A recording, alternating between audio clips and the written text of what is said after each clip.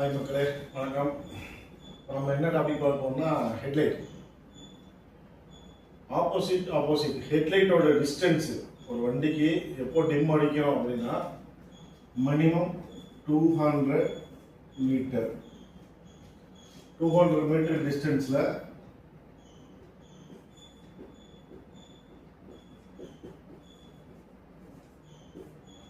Distance வந்து 200 metre இருக்கும்.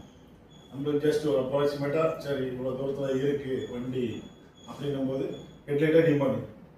அதே மாதிரி எக்ஸ்ட்ரா ஹெட் லேம்ப்ஸ் யூஸ் பண்ணக்கூடாது. அந்த ஒயிட் எல்இடி இருக்குல்ல, எக்ஸ்ட்ரா லைட்ஸ், ஹெட்லைட்டில் வர எல்இடி ஓகே, ஏன்னா அது வந்து டிம் பண்ணுற ஆப்ஷன் இருக்கும், அது வச்சுக்கலாம் மேக்ஸிமம். ஆனால் டிம் பண்ணி தான் நைட்டில் வண்டி ஓட்டணும்.